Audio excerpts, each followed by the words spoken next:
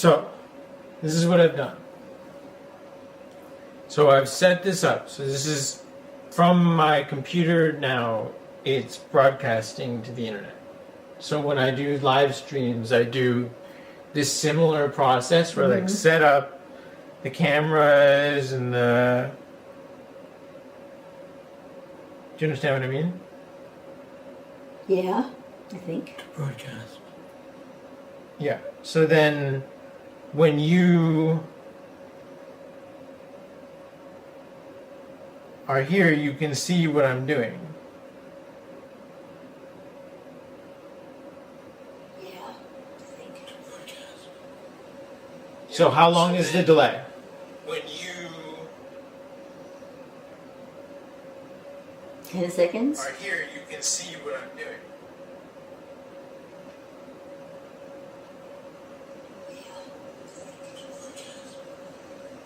So how long is the delay? So it's like 15 seconds. So on this, you see this screen. Yes. And then this is over the internet. Okay, so So you put it in the internet. So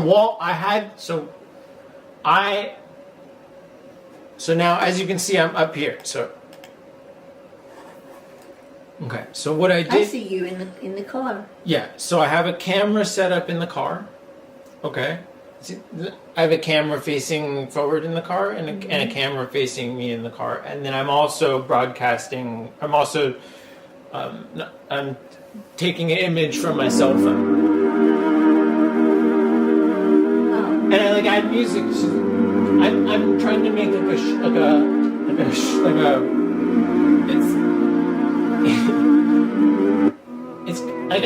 it's like an art thing. It's like we're gonna be like driving through the canyons to go and visit the Supersonic.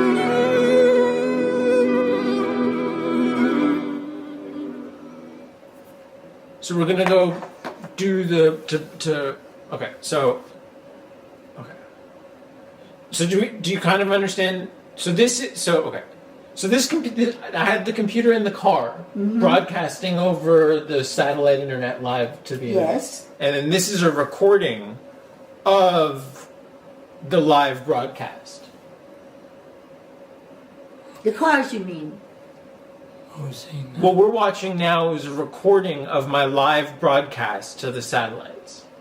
Okay. So on the Google server, they recorded this.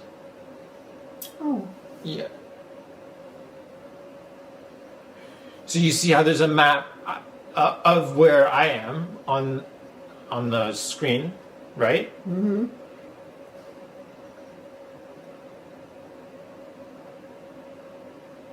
You're traveling east? Yeah.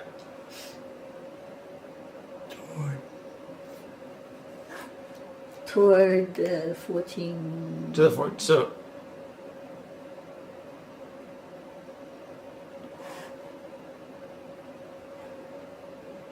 yeah, I made a highlight. Let me find that.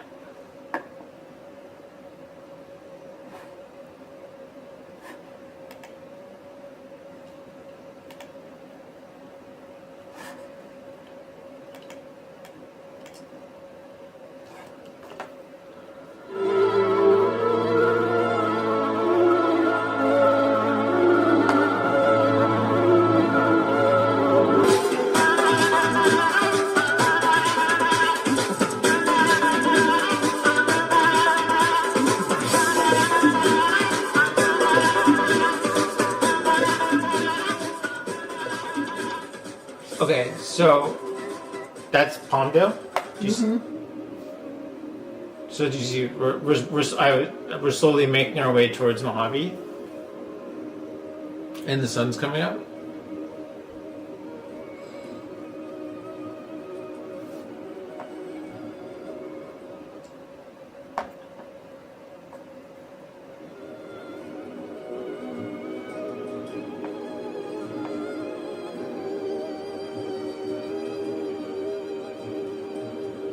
And this is Mojave. So I got there probably like maybe half an hour or so before they said that they were gonna start. There were signs that said for like group parking or event parking. So I was like, oh, should I just like go to the event parking area, like try and walk? I was like, no. So Why didn't you? You want to get closer. Commercial travel. Companies like Boom Supersonic are developing aircraft designed to cruise at speeds around Mach 1.7, potentially reducing transatlantic flight times significantly. Their demonstrator aircraft, the XB-1, has been undergoing test flights with plans to achieve supersonic speeds in the near future. All of their circuit breakers are in, canopies coming down. Control. Test control, you are go, left engine start checklist. Got the oxygen mask coming on. so I was. Alright, I'm on 100% in normal, good blinker. Arrows and adapter connected, areas clear, here comes external air on the left. That was the end Okay, of the we're go, runway. brake release. We're good for Left fuel. shadow. Copy, go brake Yeah. release. So now they started to go. So I hopped out of the car. 1 to 2, you guys set? Check 1. I hopped out of the car, and then so this is my. You're looking at. I was like, it's coming. And I heard it, and we were. I was like, there was, and so my goal was to see it, to see the plane, and there it is. So that's the plane. You did this? Yes, I was there. This is my footage. I filmed this. At the end of the runway. At the end of the runway, and then this is their live stream. So there's their delay. You see how long their delay is? Yeah. It's still on the runway and everyone out, but it was actually I was ahead of the live stream. So I achieved my goal. You're on live stream. My entire goal was to film the plane on its supersonic run, and I did it. Like I got it on its takeoff. How high in the atmosphere did it have to be? They got to like 35,000 feet, I think. Like a normal jet plane height.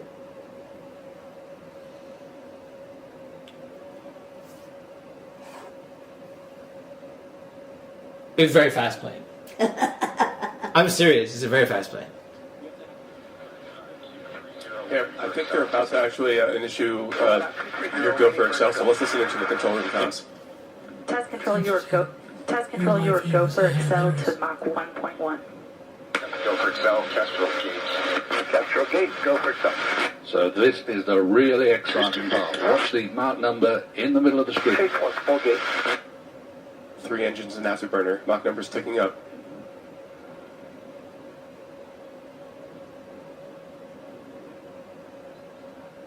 Amazing that you could follow it. Oh, this is from an airplane. This is not moving. So they put the same Starlink satellite that I have on a chase airplane and had someone film this using. So this flight was one of the first test flights to use satellite video in motion at supersonic speed. I did the same task and more complicated with my whole setup of multiple cameras and running through a computer, but not going supersonic, only at 65 miles an hour. But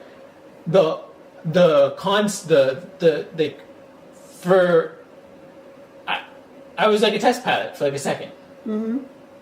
As long as you want. Yeah. I want to ask you something. Yeah. Where did it take off from? Mojave Airport. Where's Mojave Airport? It's off screen down the Okay, left. so it's closer than Edwards? It's about the same distance as that. Uh-huh.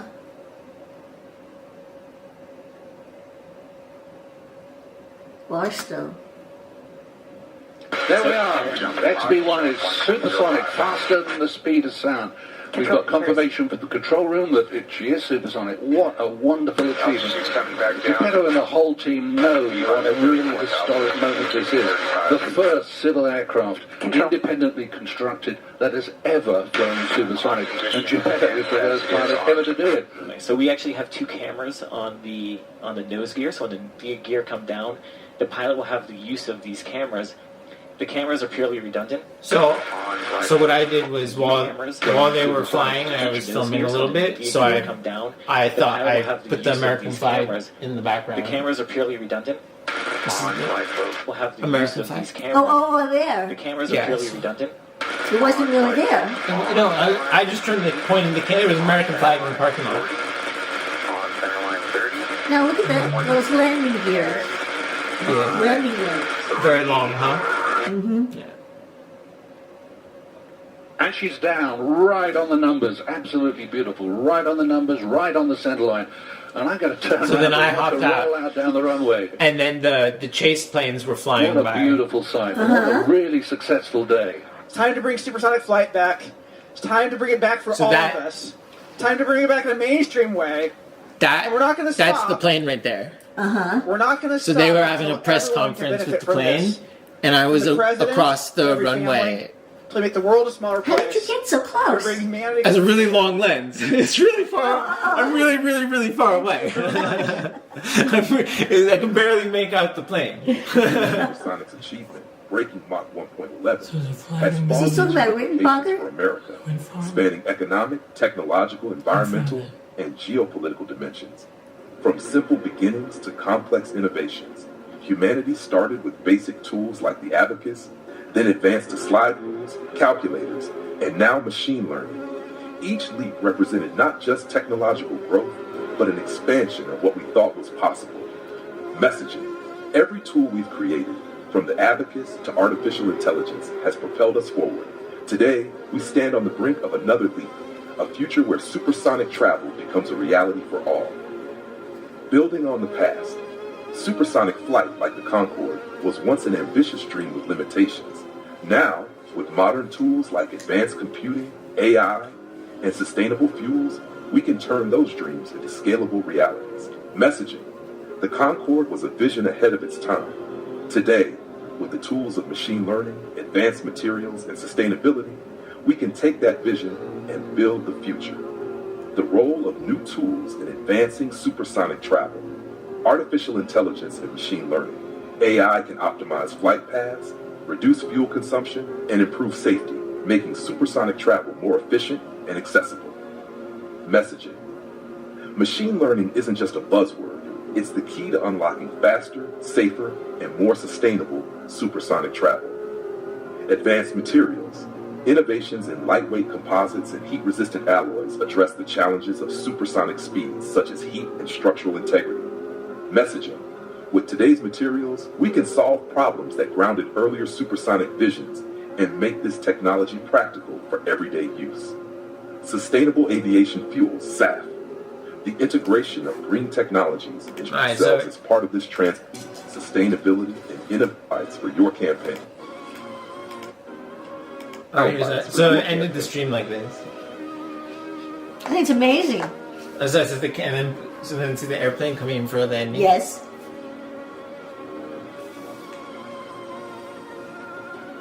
Okay, so that happened, and then How fast is it really in terms of miles per hour? what do you mean? Like, is it 3,000 miles per hour, or how fast is it going? Well, it depends. What's supersonic? You're asking some weird questions. Like, so what is supersonic? Right. What's the speed of sound? Well, it really, first of all, people go faster than the speed of sound all the time in commercial airplanes. Oh, really? Yeah, but they don't break the sound barrier. Let's say I'm going Mach 0.9, but I have a tailwind. So speed over ground. So my speed over the ground, I'm going way faster than the speed of sound. Do you know what I mean? But if I'm going, if there's 1,000-mile-an-hour wind going straight into me and I'm going 1,000 miles an hour, I'm breaking the sound barrier, but I'm not going anywhere. So the question is, okay, so it's about fluids. An object going through a fluid, the air. So there's a couple of variables. you have temperature, humidity, or like what's in the air, the composition of the gas or the whatever that is, and pressure, the altitude. So the speed of sound at ground level versus the speed of sound at high altitude are different speeds.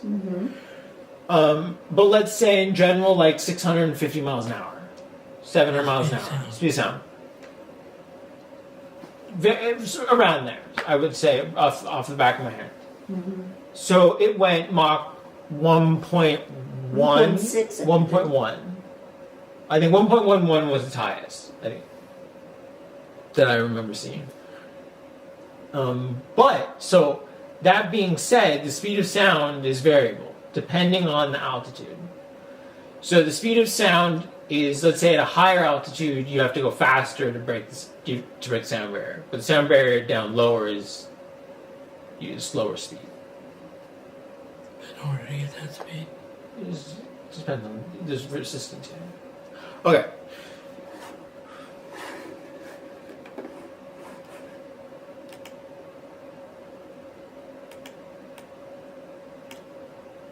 Alright, here's what I want to show you. So let's go to Denver. We'll go to Denver. We'll go.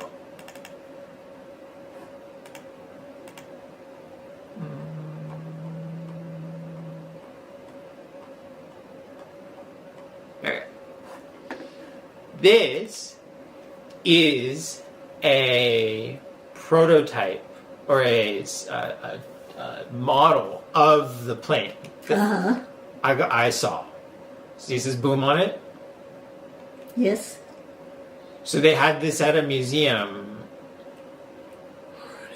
This was over 2 years ago now. They changed the design since this model.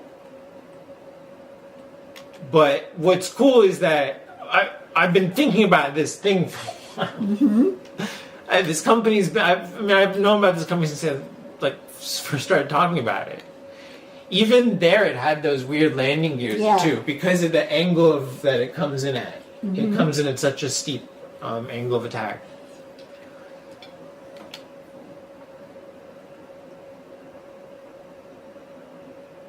Isn't that cool? So I got to see. So I saw the model of it, and then to actually see it the day it broke the sound barrier. I saw the plane the day it the day it broke the sound barrier. Not just like you see it. Well, those three commentators were so excited. It's not just like you saw. Like I've seen planes in museums that are like a broken sound or that have like set records and stuff, but to like see it on the day that it did it is like was a whole nother experience. All right, so this is what the plane actually looks like now. You see, it now has they added another engine on the top.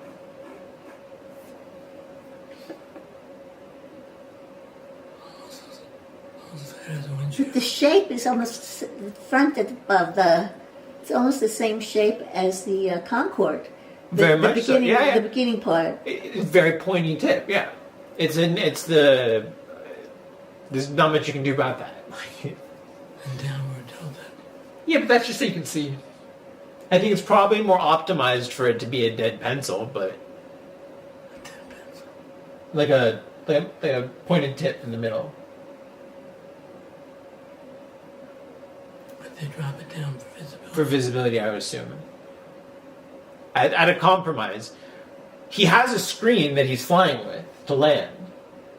There's a camera out of the bottom, so he's landing looking at a computer screen. You can't see the runway at all.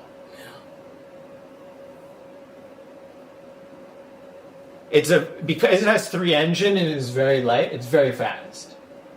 With its landing gear, they said it's faster than the other one without. It's it's just like so much faster. I'm telling you, it was moving. It was moving.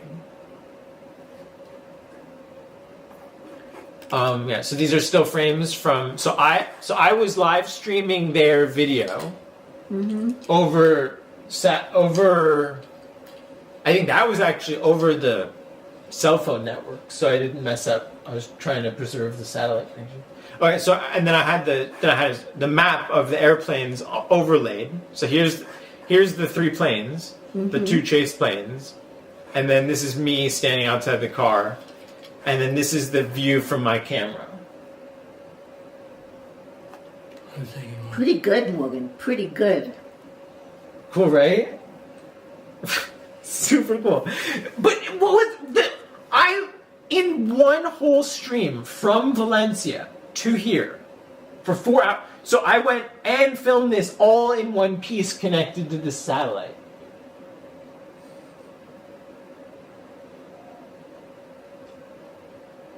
And so I'm really proud of myself. Yeah, should be. And I was also doing it remote with. You make a travel log. I was using the Mac Mini down low, like, and I was like, was using like,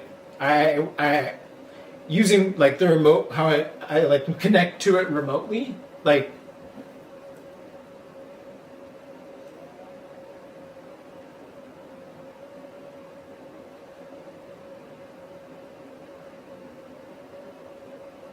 So see, like, here's... It's not showing me that, but I can see the screen. I can control, and I can even move the mouse and stuff. You know what I mean? So I was able to control the computer without even a keyboard and a mouse. But you used the little mini. Yeah, the little computer. Yeah, it's amazing. We're using it right now. All right, so I finished the stream and went to the baseball field in Mojave.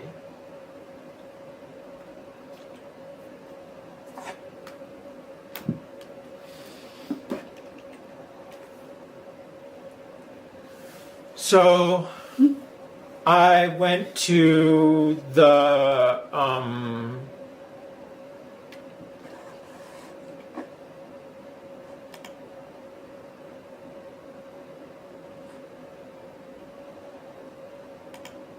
this is in old San Jose. They have a historic district that they've preserved and brought buildings to. So I was trying. I felt like with what was going on with artificial intelligence and computers and what's going on, I wanted to go up to Silicon Valley to like see what's going on. And so the main goal was to go to the Computer History Museum. Yeah. And Is that where you found the transistor radio? Yeah. So the main goal is to go to the Computer History Museum. Part of the Computer History Museum, part of Silicon Valley, is the history of San Jose and the valley itself. So as part of that, I went to the historic district of San Jose. San Jose, Silicon Valley. Okay. So now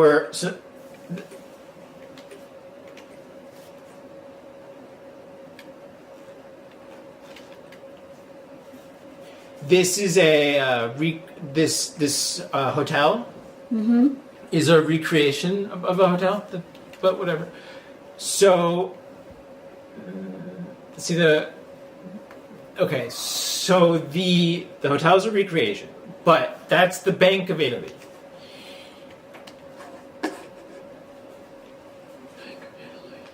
I think that's weird. So, but basically, the Bank of Italy turned into the Bank of America. Okay?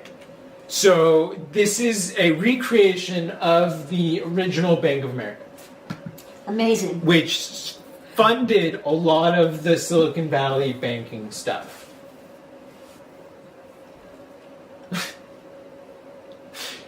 This tower was one of the 50 tallest structures made by humans at the time it was made. Oh, really? Yes.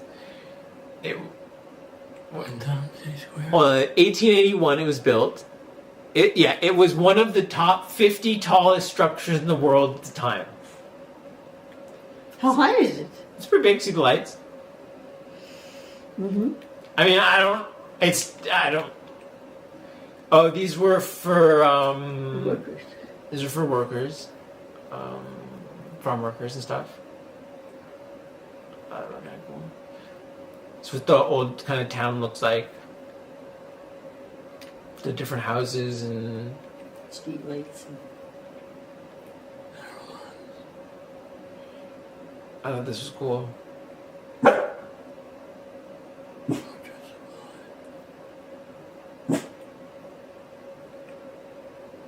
Oh, look who's there, Buddha. It's Buddha.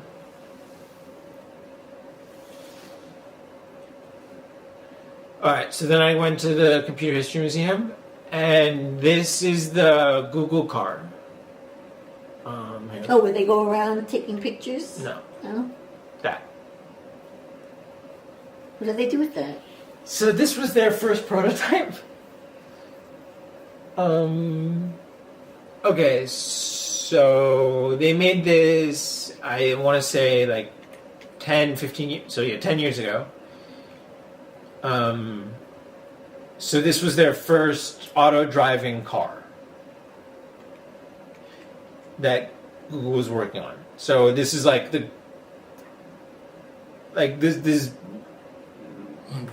yeah, this is one of the most important things in the world. And I was fascinated with it. It's cool. There's no steering wheel. It just has like a little sitting area.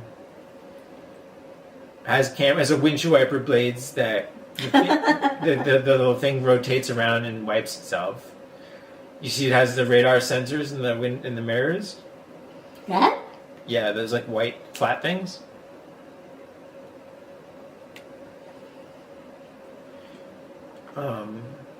I'm a huge fan of this thing. I think it's genius. It's unbelievable fan. Okay, so so this is the museum. They have, when you first enter the museum, they have a collection of mice.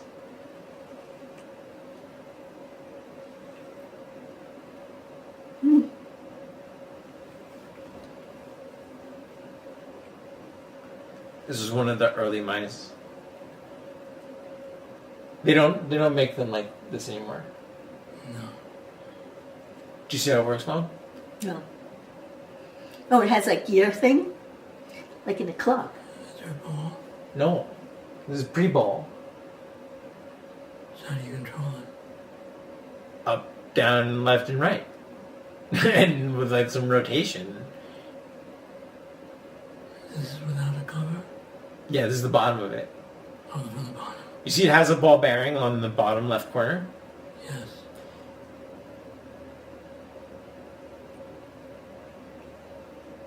Oh, this is a Curta.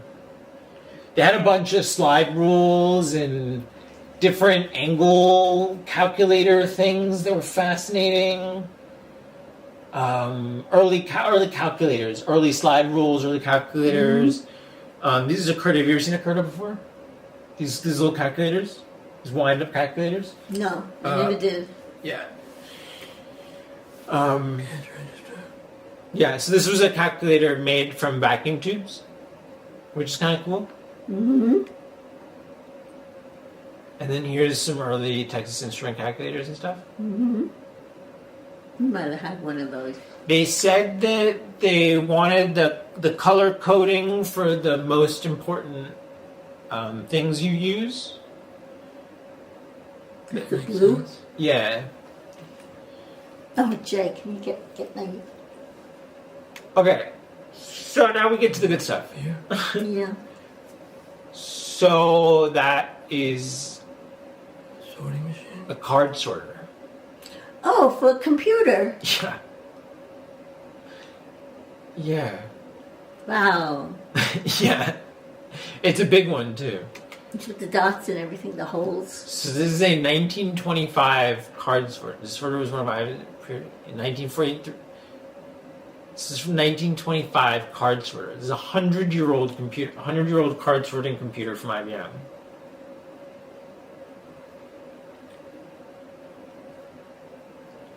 They used it for the census. This was a cards for fabrics, for looms. Uh-huh.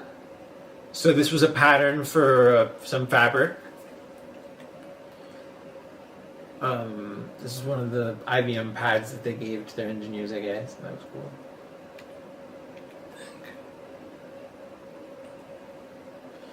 This is the card sorting one. They like stack the cards and it goes through the machine. Mm-hmm.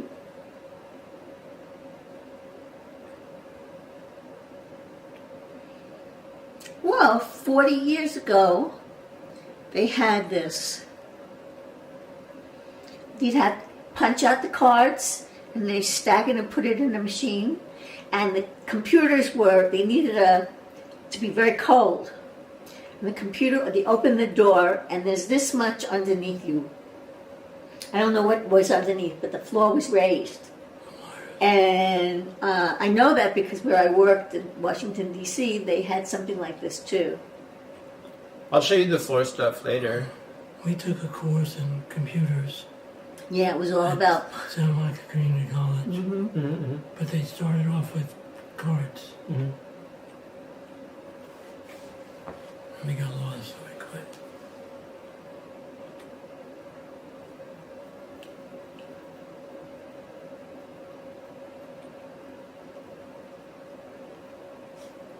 What kind of engine is this? That's a magnetic. It's like a temporary storage. I think as it spins, like stores the data on it, like a pre-hard drive. I think. Mm-hmm. And then they had the round things in the computers that turned. I guess it's a drum. Oh, from Northrop. Mm-hmm. So it's a magnetic drum from Northrop. That's cool.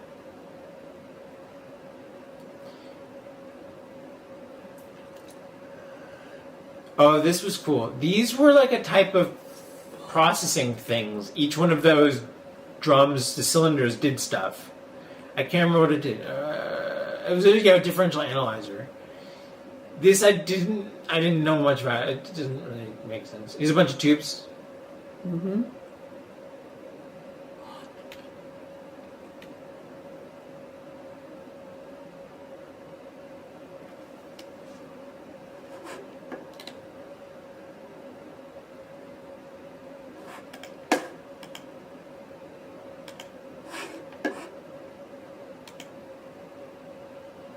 I knew somebody who worked at IBM in New York. Mark. No. Mm-mm. Henry Feinberg. So Bank of America was an early adopter of the IBM 702 for its financial account. But what is cool is that I was just at the other place, and I was at the first Bank of America, and then I'm at the museum in Bank of America. It was cool. Cards and tubes and stuff. I like the stop and compute. It's very what we do now with AI, which is like go and stop. This was a pointing device, so you could interact with the computer screen.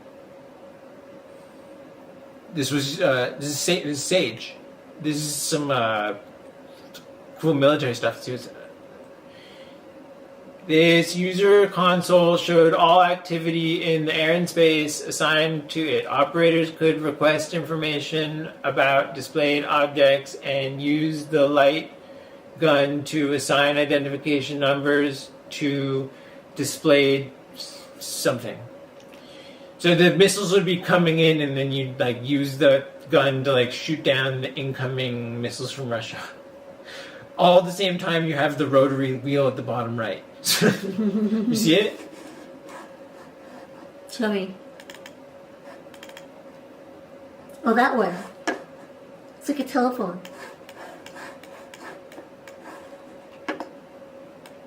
You know what I mean? I love the thing that's defending the whole country from is we got a rotary dial. Guys, whatever. I think this thing's, look at how cool that is.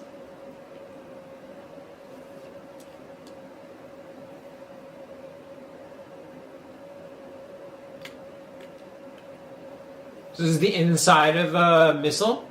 This is the computers. So they wrapped the missile with the computer, which I thought was really cool. Mm-hmm. The whole outside of the missile is a computer. There wasn't room inside. I don't know. There's probably a good reason. I mean, I wonder. It's very.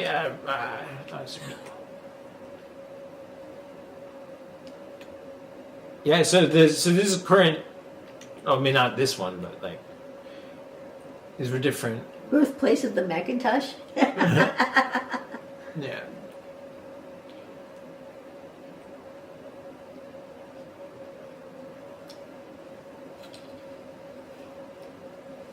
I should have taken Benadryl. I get you. No, I'll have to get it. I'll wait a little while.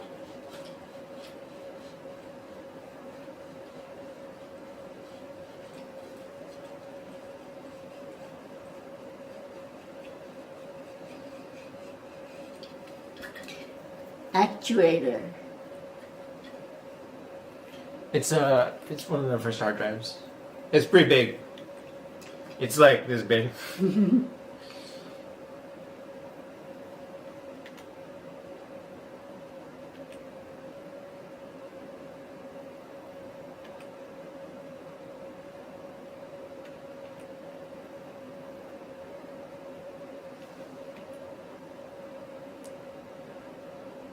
Wait, I want to see this.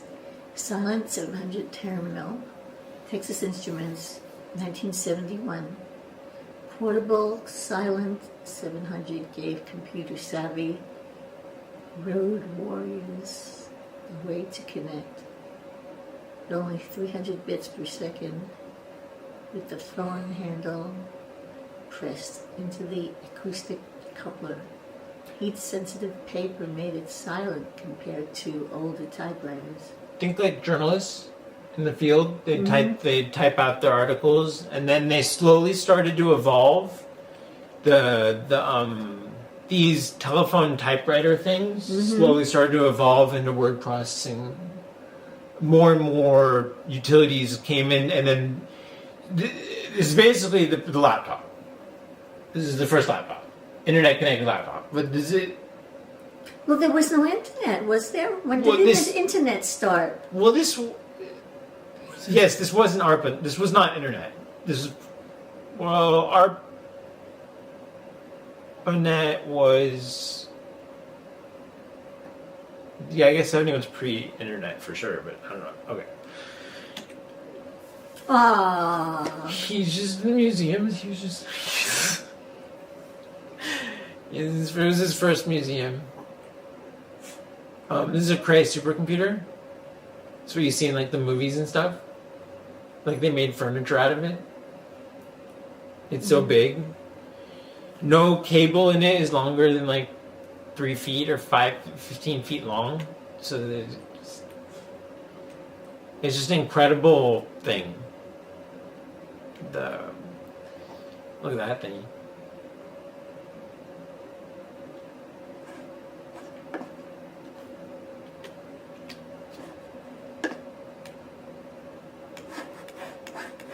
Don't touch it.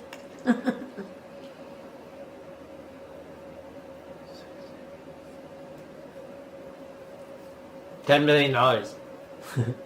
64. Yeah.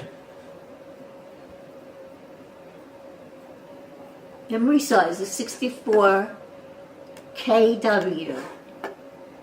What is that? Kilograms or something? This is a mobile computer. Isn't that cool? Is there really no? This is cool. It's one of the first bombs, or like, this is his first smartphone, basically.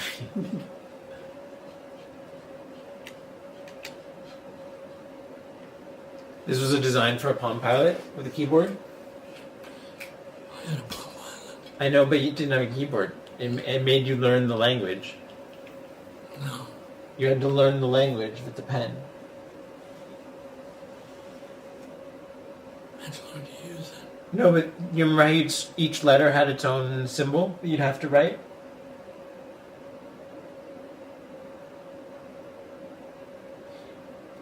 You didn't write the letters on the little square. You wrote a symbol. You had to memorize what each letter was, each symbol. That was on a later model. It's all right. It's all right.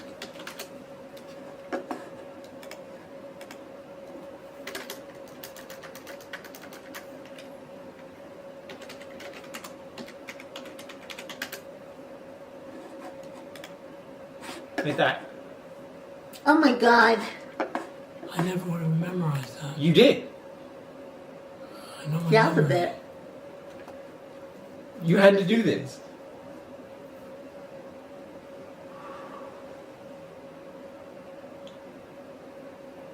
Is there a later model? No, this is what you had. Look, that's what you had. You had this one,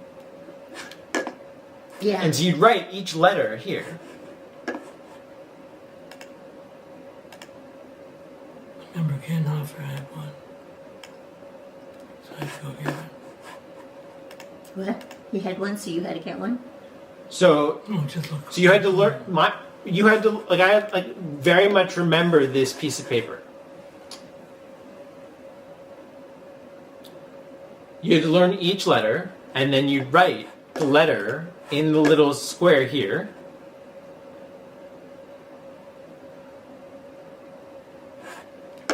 Till it made a whole word. Each letter at a time, yeah.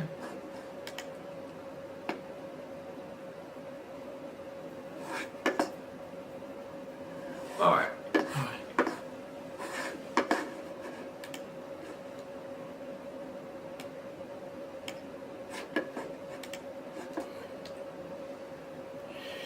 This is this is an Apple One. It's signed by him too, which is cool.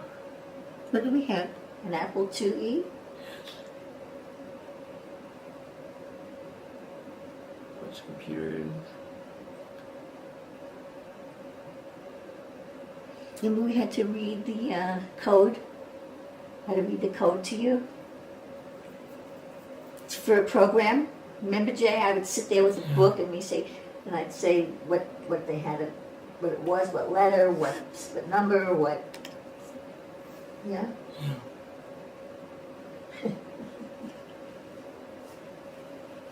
Okay, so the wafer sizes. As you can see, wafers start off really small. A wafer is what they have now too, those flat things. Yeah, so on each wafer is a bunch of chips. There's a little chip. Mm-hmm. And then they cut them out afterwards. They print them on here. But you see how it started off, they were using wafers that weren't even inch and a half.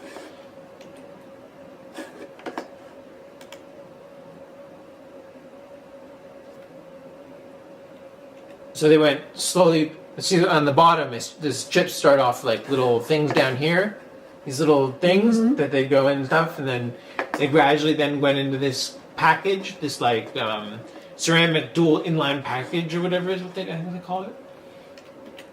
Semiconductor. And then see these chips getting bigger and bigger and bigger, and then so not only did the actual chips get bigger, the silicon dip wafers got bigger and bigger. When I went to the Intel Museum, they had an actual piece of silicon that they cut the discs out of. Oh, really? The ingots, yeah, that was really cool. I had to touch it. So you can see each one of these are little chips that they print. So then you can see that they switched, and then we got to this kind of chip, and then we got the next, and then finally we're at the modern chips, the 300 millimeter chips, but they're bigger now.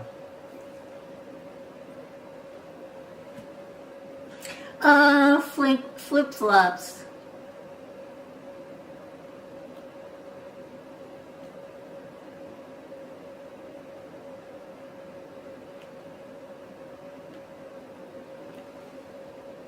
That's what she took a picture of. Mine was a Zenith. Yours was a Zenith? I don't know what I had. So see, there's a piece of the ingot, and they cut little discs out of the wave. So see now it's so. Then they cut little wave like slices of banana out of it to make each chip. Paul Gardens computer logic module.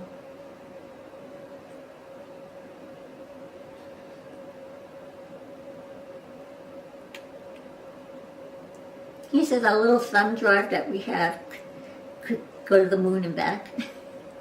The Apollo mission would be so small. All the information we have on a little thing is amazing.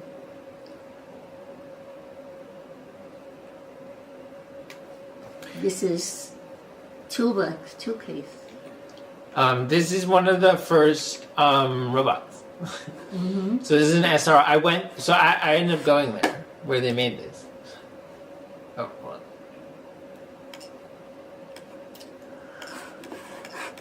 Let's talk about it. It's called Shaky. I wonder why. Look at the top of it. Kind of interesting.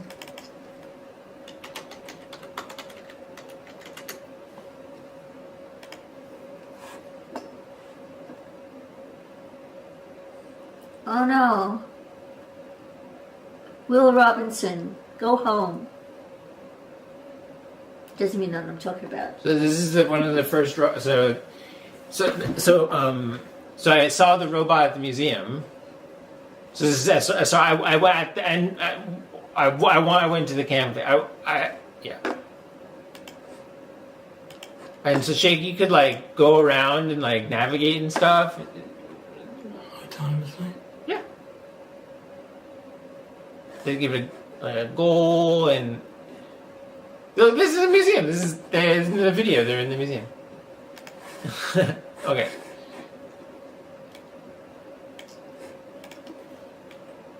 Shaky's super cool. This was another robot. Early computers. Pixar computer is cool.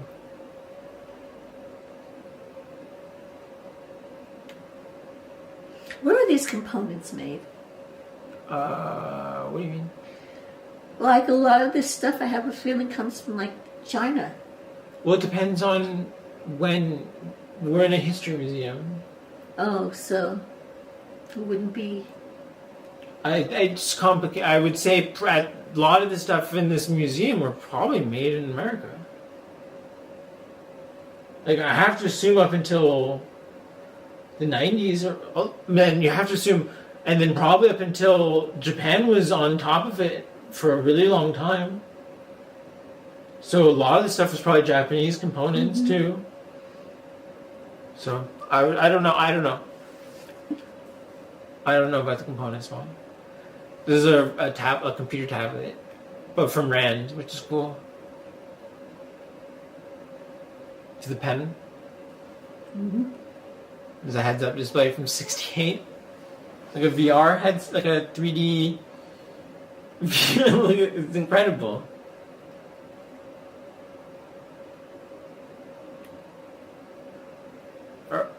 This is like one of the first mice. And this guy built like a computer bicycle thing.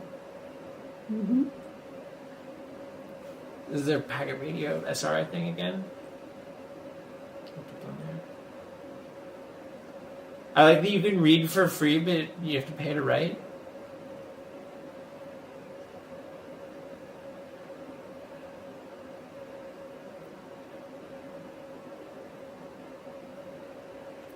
They just got software, how they.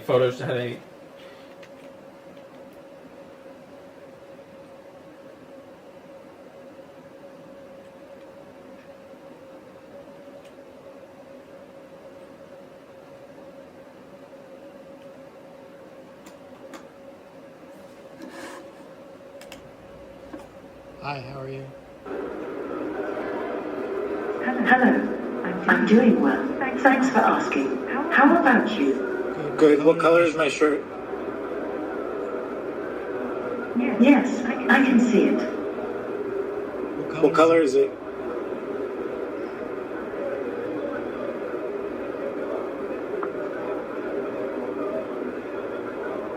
Too much.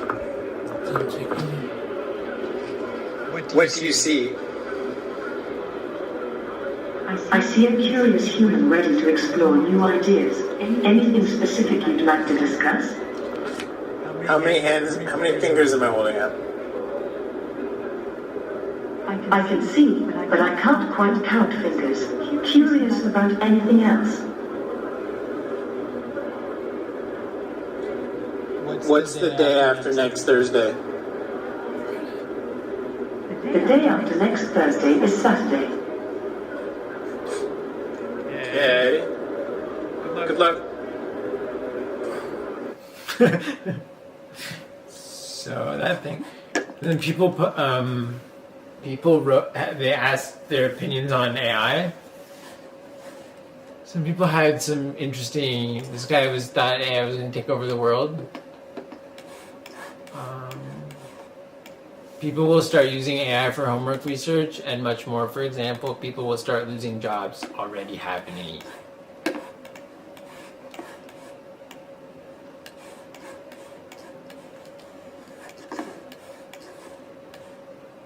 Robot animals. AI will become more present in our lives in both positive and negative way. AI could attain popularity. More popularity. There will be no such thing as a graphic artist because AI will take over everything. When? So people's perspectives were very interesting. They're all over the place. The robots are coming, run. But the thing couldn't even know what the day after next Thursday was. Thought it was Saturday. Mm-hmm. So I'm not too worried. Oh, but that was then. Yeah. Now they can beat you at chess. That's been a number of years too. Mom had one. But he used to play chess with.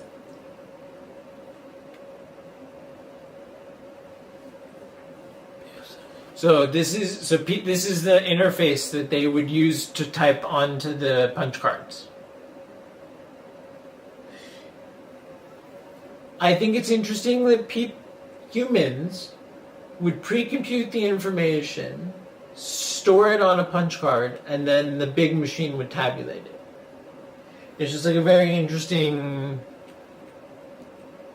Yeah, that's what I've seen. Those. Yeah. Rows and rows. Rows and rows, yes. Oh, what a pretty color bicycle. Yeah. Google bike. People really ride around on bicycles in those places. Mm-hmm. They're so big. Mm-hmm. So I parked the car, it's a satellite on it. Mm-hmm.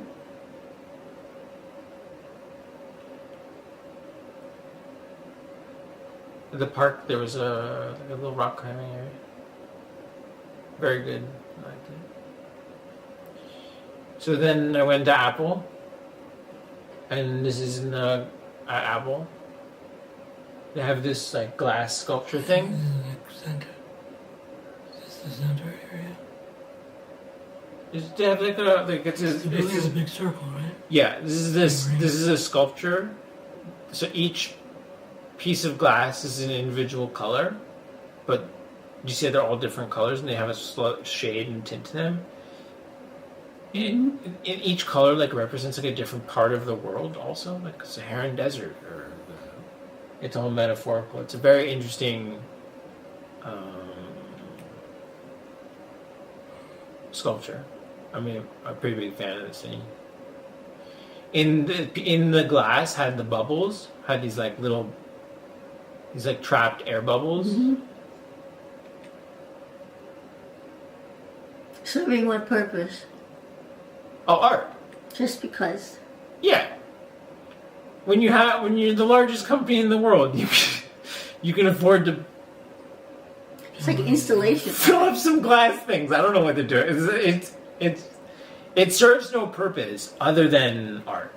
It takes up a lot of space. Mm-hmm. It must have cost. I can't even imagine how much this thing must have cost. But it's stunning. Like each one of these holes are unique. Not only are they unique with the color of each glass, it's also unique with the bubble situation. See, some have, like, look at this one. The bubbles are like uniform inside of it versus some are more bubbly than others. Mm-hmm. That's cool. It's cool, right? And then they have a model of the campus.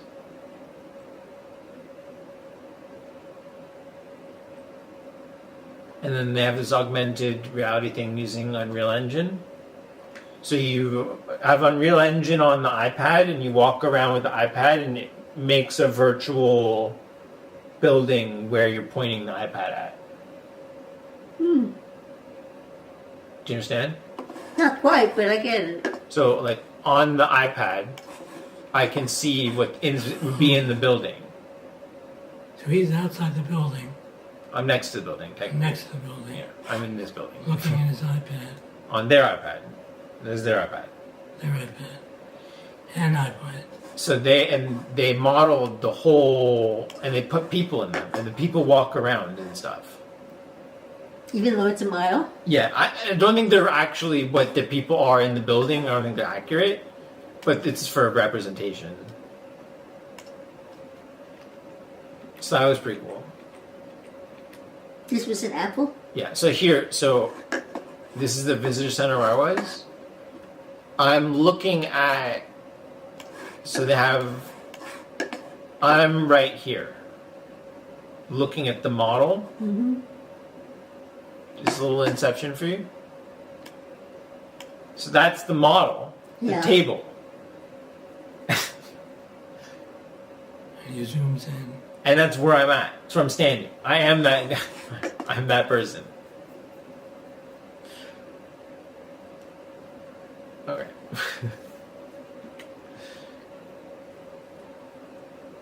Snack bar. Then like a little cafe. I got orange juice at the Apple store. Why not an apple?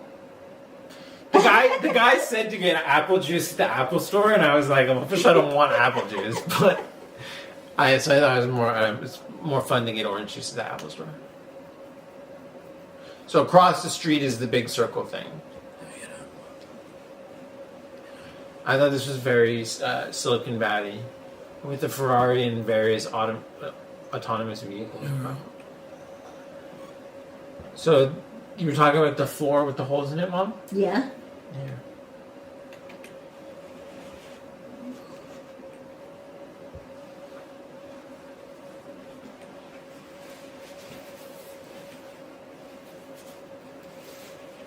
And there was a room full of these big black things with round things going back and forth. So this is how they make them. Oh, okay. So the air goes from the top through the ceiling, through the floor, and then out to the bottom.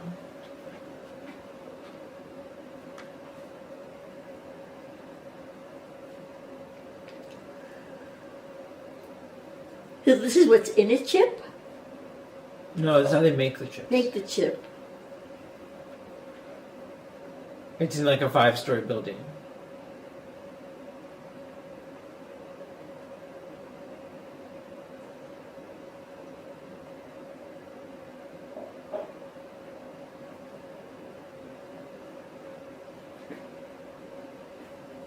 What else? I'm waiting for that. Oh, is he coming back? Yeah. So the airflow. While you're up, can you bring me a little water and Benadryl? The Benadryl is in the right middle drawer. No. Of the black. The right middle drawer. 1 or 2? 2, please. There are 2 bottles that are open, so pick any one.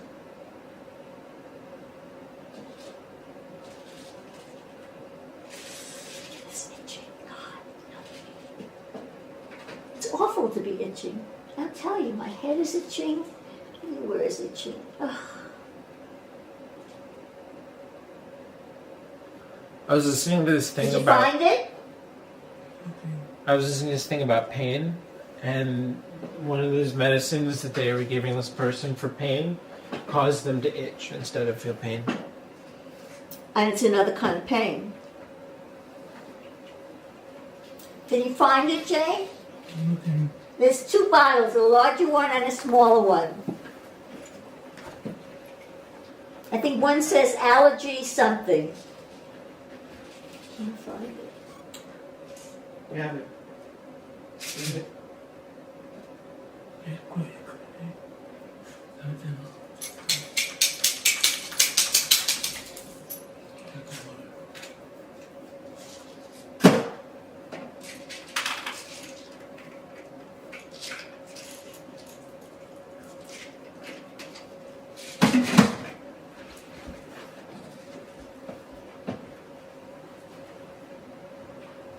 You get the water.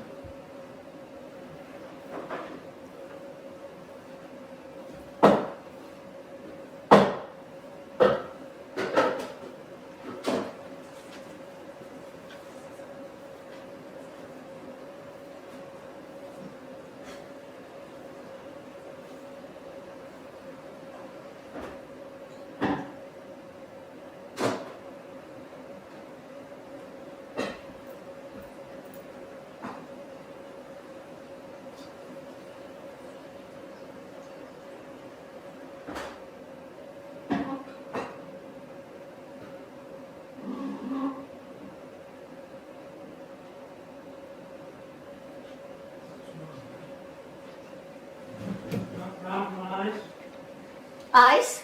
No.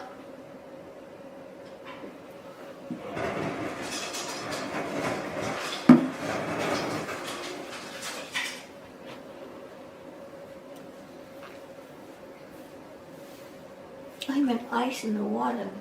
No, I couldn't find water. You couldn't find water?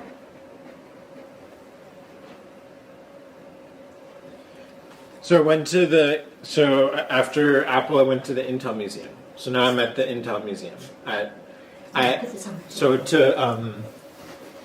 get to the Intel campus, and I park and I go in and I walk into the museum, and he's like, "I gotta take you to security." I'm like, "Okay." So I walk to security, and the guy's like, the dog and the blah blah, and the security guy, he's like, and they're like going through paperwork. The front desk person like calls some lawyer. And then the guy's like, so then I'm like, this is crazy. I'm just trying to like go to a museum, and so then he's like, so I'm like, what do you mean? I'll sign whatever. Like, what are you curious? These guys are. I think he's got a bomb inside. This is so crazy, and so I filled out animal handler paperwork for Intel. Like corporate, like, and corporate dump. Buddha is allowed. He's not allowed in any of the fab units. So he's not allowed anywhere where they make the chips. Oh, because he's not. What? He's allowed to go there was like a whole list of places he was and wasn't allowed to go. This is hilarious. That's funny. Yeah, it was. Did you say, all right, I'll just leave? No, I filled out the paperwork. Oh, they had to get the paperwork for you? Yeah. How long did that take? The paperwork is security for Buddha. It was a little bit. They were nice to me. But I love that I had to, it was I filled out animal. I should have taken a picture of the paperwork I signed. And it was like the name of the. I had like name of animal handler. It had nothing to do with the Disability Act at all. Okay, so So this is a cutaway of what their chip facility is like. The top floors is for air and purification systems. The air goes through the ceiling and then into that colored level. Mm-hmm. And then this is where they make the actual chips and stuff. And then all the rest is like fluids and electricity and stuff like that. So this, so you can see the floor, the air goes through the floor, right? Uh-huh. Okay, so this is some of the early chips and stuff. Like woven software and stuff. This is the like earliest like business card for Gordon Moore. You know, like Moore's Law. Okay. So this thing was super cool. So this is how they would make computer processors. They would cut them out and then shrink them down. With an X-Acto knife? Yeah. Freaking what? An X-Acto knife. So early processors. That's what that is. It's an X-Acto knife. Yeah, that's how they would make processors back in the day. By hand. Now it's a lot more computerized. No sticking out. Are those real people or just? No, these are just the models.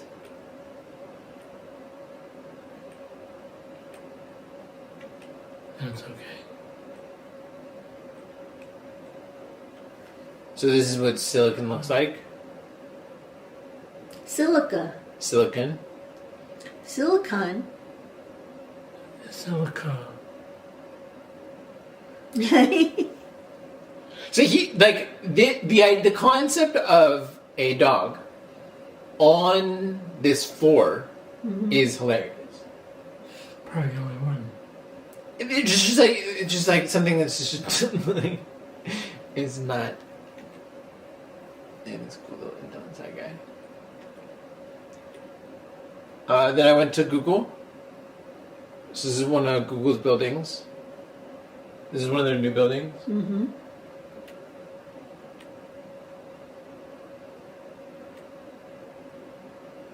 And so the main campus is down on the right. And while I was there, the people that own Google were testing their airship.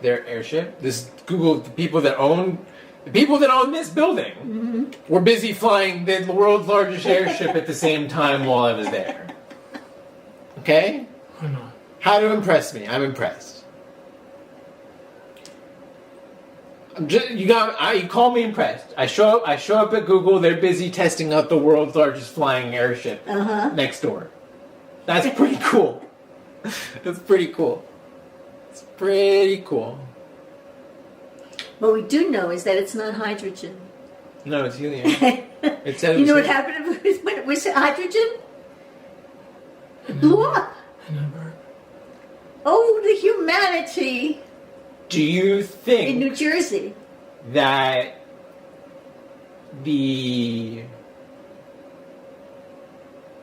problem with the airship was that it was using flammable material? Here's the question you have to ask yourself. It was a spark or something. When they try to put it on the stick. You have been biased by many years of indoctrination of danger of hydrogen. Well, it blows up easily. Yeah, but so does gas. Helium? No, but so does like car gas. Oh, sure. But we drive around with car gas all the time.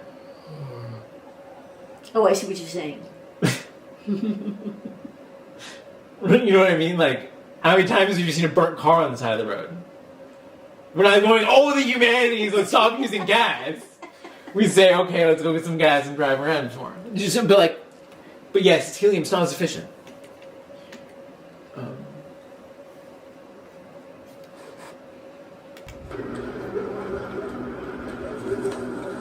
Here he goes into his little truck.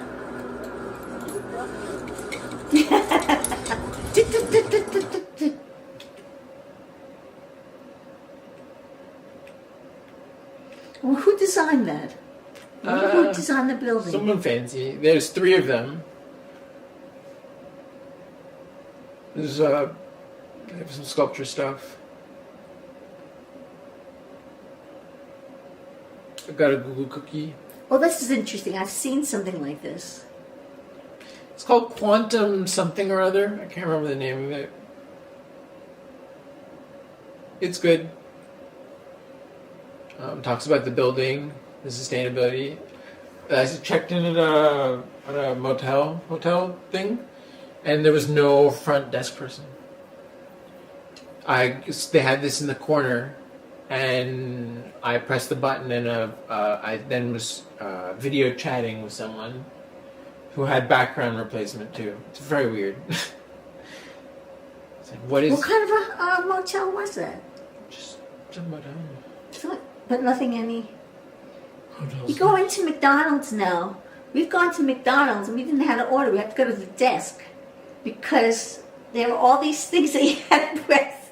The computer. But this, I actually spoke with a random person. Yeah, well, that's different. And I put my driver's license down on the thing and scanned it and sent it to him. Uh-huh. Your credit card too. Like, if you think about this motel's got 20, let's say 25 rooms. 20 rooms, 20, 30 rooms. To have someone there full time sounds extraordinarily expensive.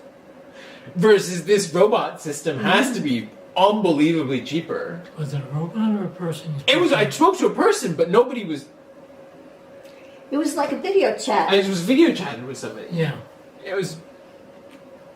This was some cool street art. Oh, the license plate. LMNOPQ. These little aliens. So there's aliens on this wall that crashed. So the aliens crashed into this building, and then they were like hiding the aliens up in the. Did you see it? Is there a ladder there? And stairs right It's a there? painting. It's a painting. Oh, the stairs painted. Yeah. Okay. And then I went to Stanford. Mm-hmm. So this is the Stanford Arts area. I don't know much more than that. Just pretty interesting building. And then they have one of the largest Rodin sculpture gardens. Mm. So I went there. I saw one in Paris. What about Norton Simon? That too. This is amazing. This one is so scary. Oh.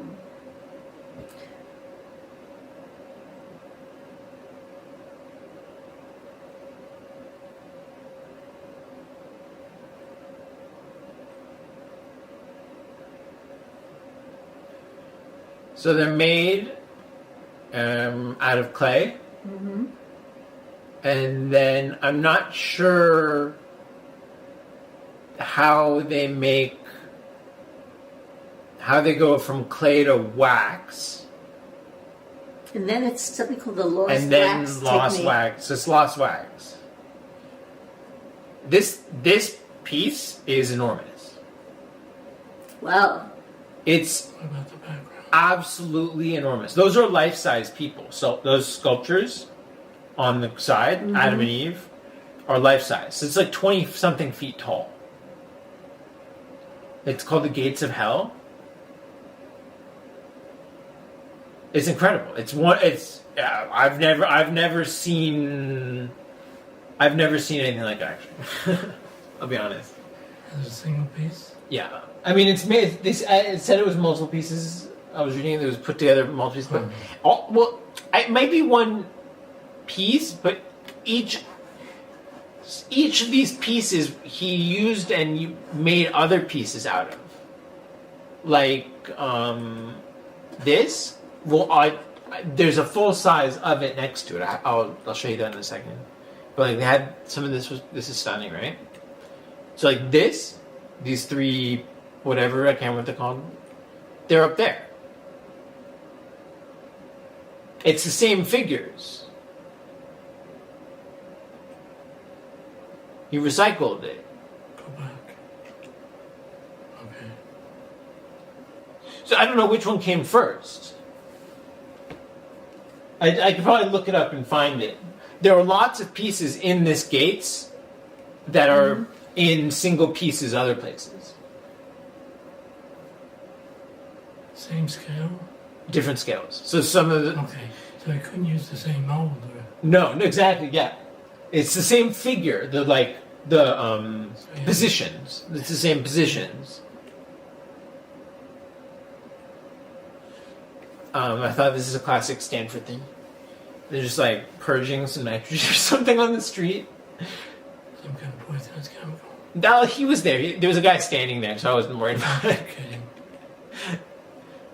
There was this walking path. You're supposed to walk. It's like a meditative, like walking path. Mm-hmm. I didn't do it, but so there's a New Guinea Gardens. They brought some artists from New Guinea to Stanford to make these pieces.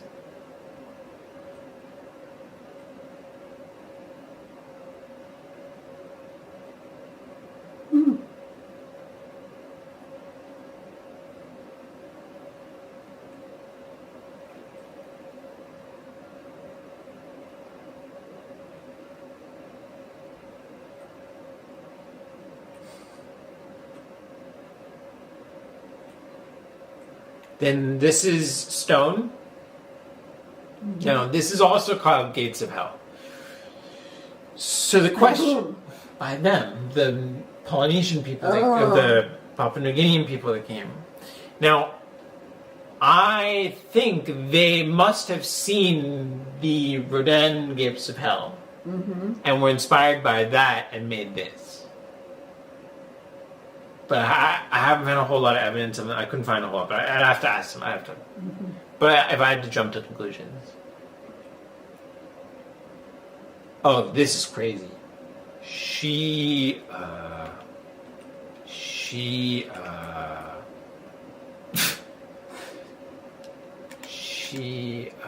was upset, and the woman on the backside. No. The crouching woman in front of you. All of his is. There's a guy, a native, in the top right. The kneeling woman in the far right corner she's a mythical character tired of her husband's demands for sex and pretended to pull her vagina from her body and throw it into the river. Look at this. Oh my God. I don't know.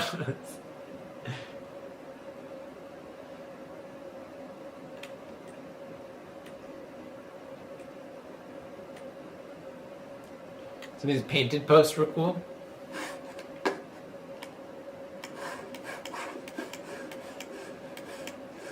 You know?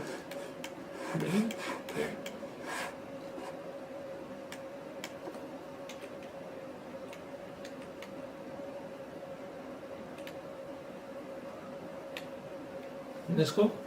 I think eventually it'll probably grow all the way in and do the whole canopy. I think that's probably their idea. So they said this was 2015 or a 2018 building? I can't remember. Impressive though, right? Mm-hmm. This was Stanford? Yeah. This tree is 40 different trees in one. Plum, apricot, cherry, whatever. They grafted it. They grafted them all together.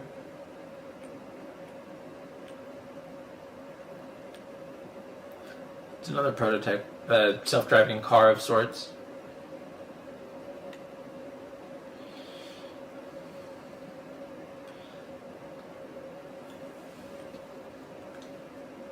And then I went to SRI with the shaky robot, where they made that. No. And then this is Meta or Facebook. Uh-huh. And then they're right on the bay. So this is like if you had an office at Facebook, like this is your view. If you had a good office. If you have a nice office at Facebook, You get a window. This is your view out of the window. There's Buddha sleeping in the back. All right, that's my trip for you. Quite nice. Excellent. truly extended. This morning. Are you going to put it all together to make like a video?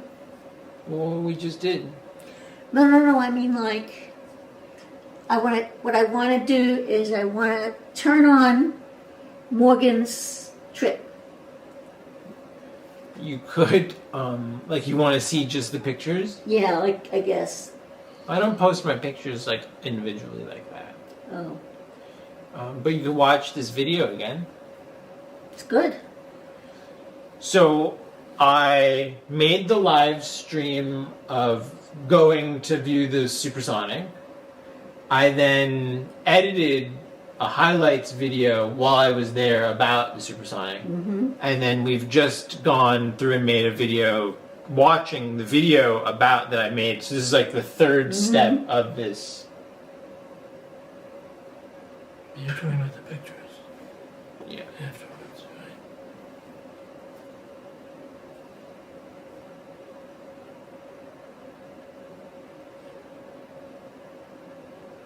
Well, like in a slide. Maybe you had like a slide of a slideshow, and each one was like. Yeah, but this I got, at least this time I got to tell you about it. She wouldn't have it in a slideshow. Yeah. But if you want to watch this again, this will be on YouTube forever. Okay. What we're doing, like, what I'm saying, like, right now in 12 seconds is going to be on the internet. Mm-hmm. Did I scratch that raw? Just leave it. Just this itchiness is terrible. I'm going tomorrow. I'm going tomorrow. Well, so that was cool, right? Very, very cool. And this took how many days? 3?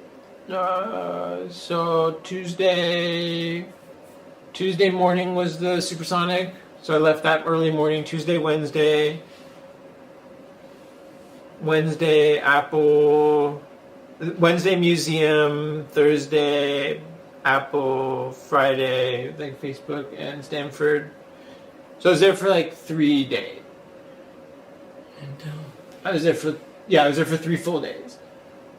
I was only there for 3 days. It's a lot you've accomplished. Yeah, I went to Apple, Intel, Google, Facebook, Stanford. Stanford. Like there's still other stuff to do, but I was curious to see, like, what is it like up there? It's very weird. You have all these people on buses. They don't live there. Mm-hmm. Like, they're taking buses. The corporations bus them around in these, like, VIP, super fancy buses. Tour. Yeah, like, they're not using public transportation.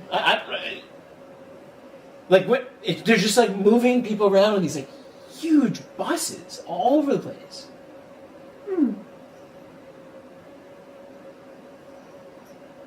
So kind of like school buses in the sense of they pick them up. And Double-decker, VIP, like, $250,000, $500,000 buses. Mm. It's a very interesting, like, the stores and restaurants that are there are not really serving the clientele of the people that work there. Like, you'd assume there'd be tons of, like, healthy food stores, or, like, for all these people that work, there's not a whole lot. They're inside. No, they don't live there. They live in San Francisco. Yeah, but And inside they must have cafeteria. But they stay at their campus. They don't go anywhere. So it's very, there's a huge, I think there's a disconnect. you have these people like working who like don't.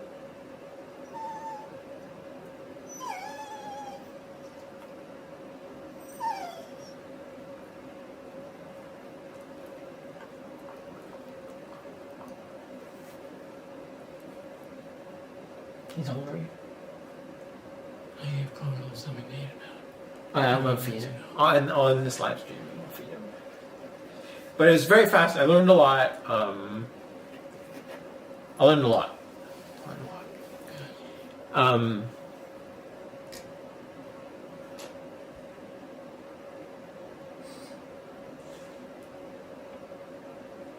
Restaurant.